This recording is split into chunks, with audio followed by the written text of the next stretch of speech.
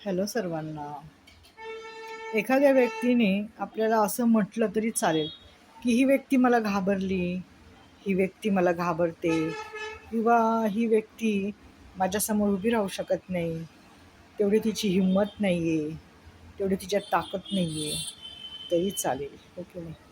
कारण का आपल्याकडे ताकद नसली तरी चालेल आणि आपण एखाद्याच्या पुढे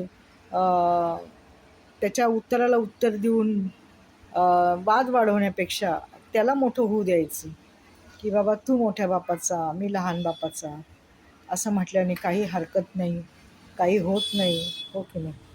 आणि आपण प्रामाणिक राहायचं, की आपण कसे आहोत, काय आहोत, हे आपल्याला आपल्या वागणुकीवरून दाखवून द्यायचं आणि त्यांना त्यांचं कर्म करू देत राहायचं.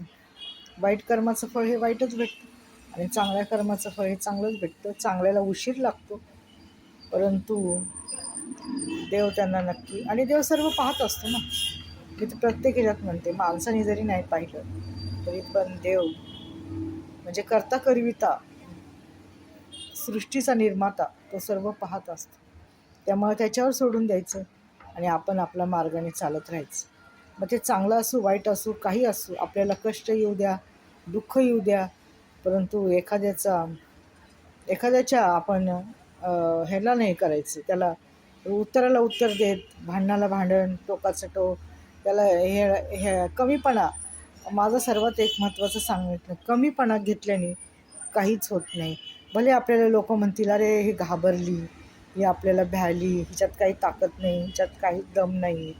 माझ्यात किती दम आहे, तर असू द्या, तुमच्यात दम आहे, तो दम तसाच राहू द्या कायम.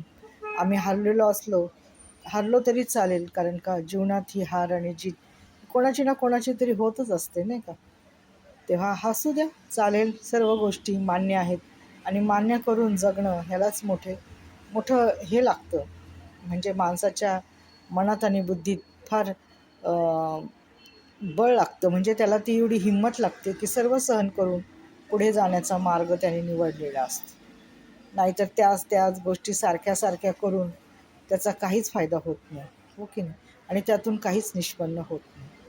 त्यामुळं आपण आपल्या मार्गाने सरळ निघून जायचं, हो की नाही? यातच आपला खरंच शहाणपणा आहे. धन्यवाद.